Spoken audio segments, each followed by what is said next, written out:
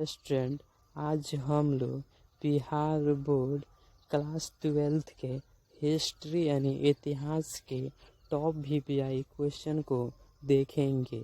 ये हमारा first video है।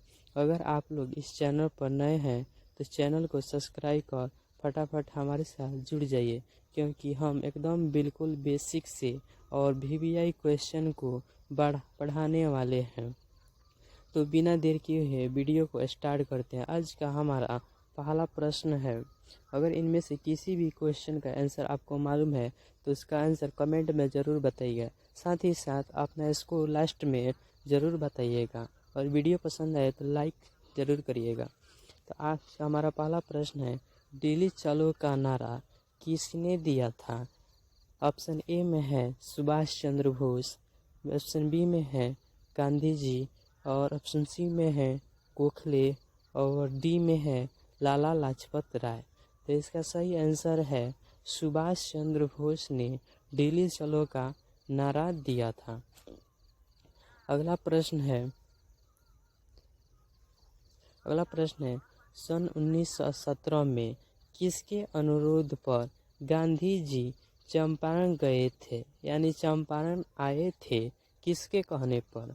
ऑप्शन ए में है डॉक्टर राजेंद्र प्रसाद, बी में है अरविंद घोष, और सी में है गोखले, और डी में है राजकुमार शुक्ल।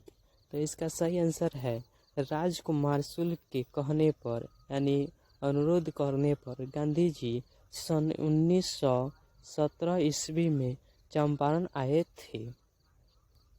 और अगला प्रश्न है गांधी जी ने असहयोग आंदोलन किस वर्ष प्रारंभ किए थे?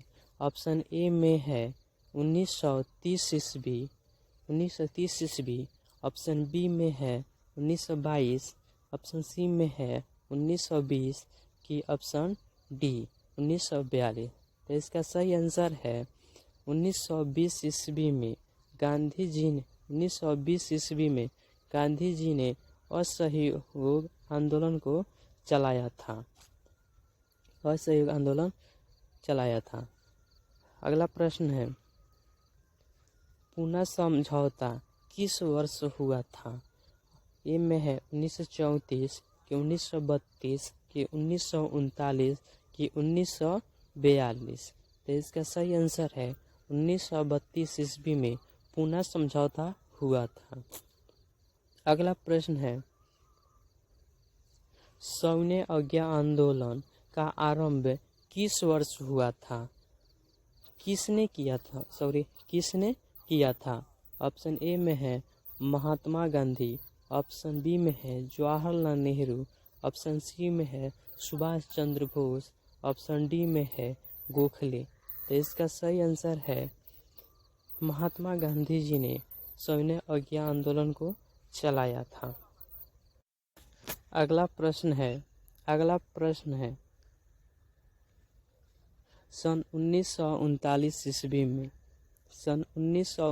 ईस्वी में फॉरवर्ड ब्लॉक की स्थापना किसने किया? ऑप्शन ए में है जीना, ऑप्शन बी में है राजगोपालचारी, ऑप्शन सी में है सुभाष चंद्र बोस, ऑप्शन डी में है महात्मा गांधी।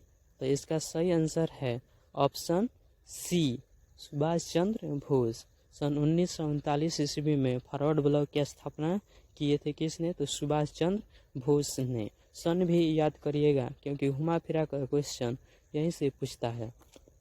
अगला प्रश्न है आज का हमारा 7 नंबर प्रश्न है, सन 1857 की क्रांति कब प्रारंभ हुई थी? ऑप्शन ए में है 13 मई को, कि ऑप्शन बी 18 मई को, कि 26 मई को, कि 10 मई को। तो इसका सही आंसर है सन 1857 की क्रांति 10 मई को हुई थी, 10 मई को प्रारंभ हुई थी। अगर वीडियो आपको पसंद आए तो लाइक ज़रूर करिएगा। साथ ही साथ चैनल पर नए हैं तो चैनल को सब्सक्राइब कर फटाफट हमारे साथ जुड़ जाइए। आज का हमारा अगला प्रश्न है हड़प्पा किस नदी के किनारे स्थित है? सिंधु नदी के किनारे, कि सतलज नदी के किनारे, कि रावी नदी के किनारे, कि गंगा नदी के किनारे? तो इसका सही आंसर है हड़प्पा रावी नदी के किनारे स्थित है। रावी नदी के किनारे स्थित है। अगला प्रश्न है, लोथल स्थित है, यानी लोथल किस राज्य में स्थित है? गुजरात में, कि पंजाब में, कि हरियाणा में, कि राजस्थान में? तो इसका सही आंसर है लोथल गुजरात में स्थित है। लोथल गुजरात में स्थित है। आज का हमारा अगला यानी 10 नंबर प्रश्न है, अशोक किस वंश का शासक था? अशोक किस वंश का शासक था? गुलाम वंश का, कि मौर्य वंश का, कि शुंग वंश का, कि मुगल वंश का? तो इसका सही आंसर है अशोक मौर्य वंश का शासक था और सबसे शक्तिशाली शासक यही था। इन्होंने अवधम नीति को ही स्थापना दिए थे। साथ ही साथ याद करिएगा, अशोक को प्रिय शासक भी कहा जाता है। मौर्य वंश का प्रिय शासक यानी प्रिय शासक भी कहा जाता है। आज का हमारा अगला प्रश्न है, पुराणों की संख्या कितनी है? पुराणों की संख्या कितनी है? 16 है, कि 17 है, कि 18 है, कि 19 है? तो इसका सही आंसर है पुराणों की संख्या कितनी है? तो 18 है। पुराणों की संख्या कितनी है? तो 18। आज का हम पुराणों की संख्या 18।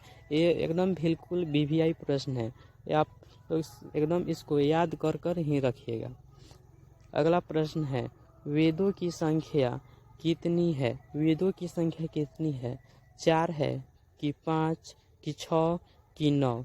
तो इसका सही आंसर है वेदों की संख्या कितनी? तो 4 है। वेदों की संख्या कितनी? तो 4। अगला प्रश्न है, वेदांग की संख्या कितनी है? यानी वेदांगों की संख्या कितनी है? 4, कि 6, कि 7, कि 18? तो इसका सही आंसर है वेदांगों की संख्या कितनी है? तो 6 है। साथ साथ याद रखिएगा पुराणों की संख्या तो 18, वेदों की संख्या कितने? तो 4 और वेदांगों की संख्या कितने? तो 6। ये सभी प्रश्न याद रखिएगा क्योंकि इनमें से जरूर प्रश्न रहेगा आपके एग्जाम में। अगला प्रश्न है, विजयनगर साम्राज्य की स्थापना किसने किया था? कृष्णदेव राय, कि सदाशिव राय, कि हरिहर और बुक्का ने, कि देवराय प्रथम ने? तो इसका सही आंसर है हरिहर और बुक्का ने विजयनगर साम्राज्य की स्थापना किए थे। ये 1336 ईस्वी में विजयनगर राज्य की स्थापना किए थे। ये दोनों मतलब भाई थे। अगला प्रश्न है चौथी बहुसंगीति किसके शासनकाल में हुई थी? चौथी बहुसंगीति किसके शासनकाल में हुई थी? अशोक के, कि कालाशोक, कि अजातशत्रु, कि कनिष्क? तो इसका सही आंसर है कनिष्क के शासनकाल में चौथी बहुसंगीति हुई थी। साथ ही साथ याद रखिएगा, प्रथम हुआ था अजातशत्रु के काल में, दूसरा हुआ था कालाशोक के शासनकाल में और तीसरा हुआ था अशोक के शासनकाल में और चौथा कनिष्क के शासनकाल में। ये सभी प्रश्न याद रखिएगा। अगला प्रश्न है, प्रयाग प्रशस्ति की रचना किसने की थी? प्रयाग प्रशस्ति की रचना किसने की? कालिदास ने, कि तुलसीदास ने, कि हरिशेन ने, कि अकबर ने? तो इसका सही आंसर है हरिशेन ने ही प्रयाग प्रशस्ति की रचना किए थे। अगला प्रश्न है, देखिए आगे ही प्रश्न आगे, किसे प्रिय शासक कहा जाता है? किसे प्रिय शासक कहा जाता है? अशोक को, कि अजातशत्रु को, कि कालाशोक को, कि चंद्रगुप्त मौर्य को? तो इसका सही आंसर है अशोक को ही प्रिय शासक भी कहा जाता है और ये बहुत शक्तिशाली शासक थे और इन्होंने युद्ध नीति को त्याग कर धर्म नीति को ही अपनाया था। अगला प्रश्न है, अर्थशास्त्र के लेखक कौन है? मनु है, कि वाल्मीकि जी, कि वेद व्यास जी, कि कौटिल्य? तो इसका सही आंसर है अर्थशास्त्र के लेखक कौन है? तो कौटिल्य। इन्हीं का नाम है चाणक्य इन्हीं का नाम है और कौटिल्य इन्हीं का नाम है। साथ ही साथ इन्हीं का नाम है जिन्होंने अर्थशास्त्र के लेखक अर्थशास्त्र नामक पुस्तक को लिखा था। अगला प्रश्न है, दीन ए इलाही संबंधित है बाबर से कि हुमायूं से कि अकबर से कि औरंगजेब से? तो इसका सही आंसर है दीन ए इलाही अकबर से संबंधित था, अकबर से संबंधित था। साथ ही साथ याद रखिएगा बाबर का पुत्र कौन था? तो हुमायूं, और हुमायूं का पुत्र कौन था?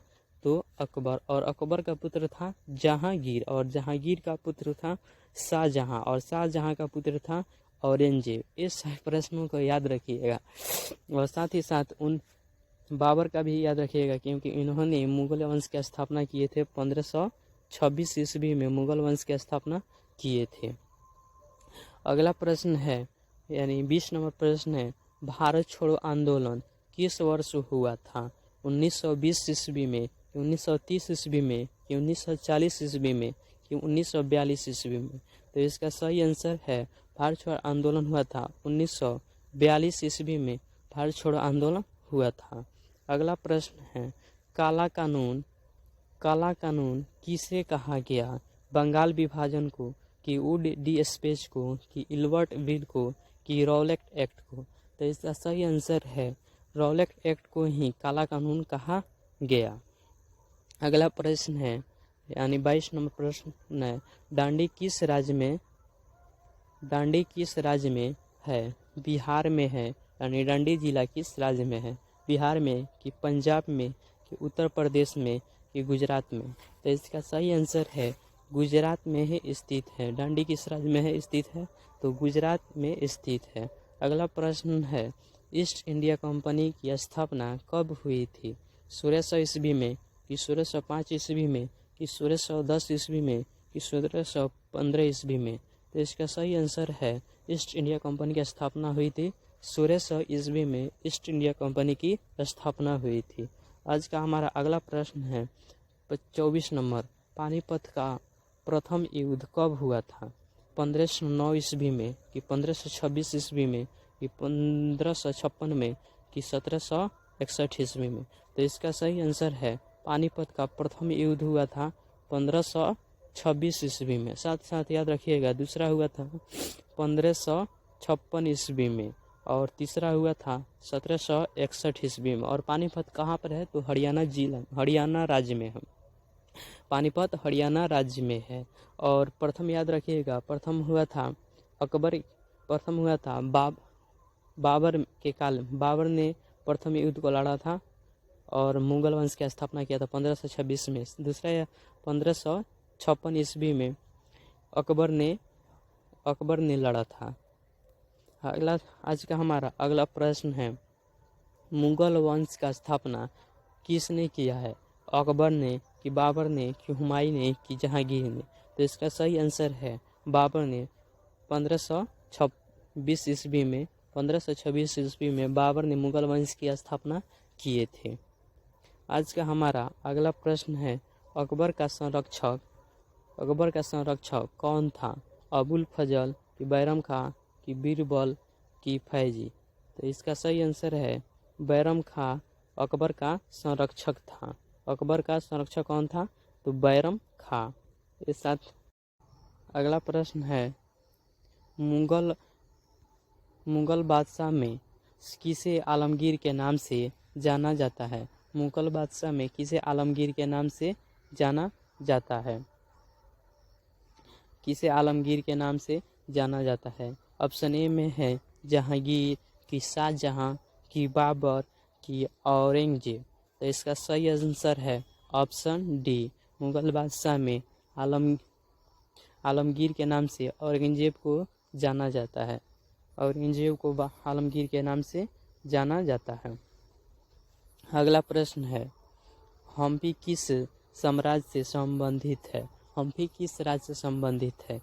मौर्य वंश से, कि गुप्त वंश से, कि बहमनी वंश से, कि विजयनगर वंश से? तो इसका सही आंसर है ऑप्शन डी, विजयनगर राज्य से संबंधित है हम्पी। एक मेरा कहना मानिएगा, ये सभी बिल्कुल वीवीआई प्रश्न है। इनमें से आपके बोर्ड एग्जाम में 10 से 12 क्वेश्चन जरूर रहेंगे, तो इस सभी प्रश्नों को आप बारीकी से याद रखिएगा। आज का अगला प्रश्न है, साथ ही साथ इनमें से कितने क्वेश्चन के आंसर आप कर पाए हैं उसका आंसर कमेंट में ज़रूर बताइएगा। साथ ही साथ अगला वीडियो हम किस टॉपिक पर यानी किस सब्जेक्ट का लाए ये कमेंट में ज़रूर बताइएगा। अगला प्रश्न है, तलवंडी किसका जन्म स्थान था? कबीर का, कि गुरु नानक का, कि मीरा का, कि रैदास का?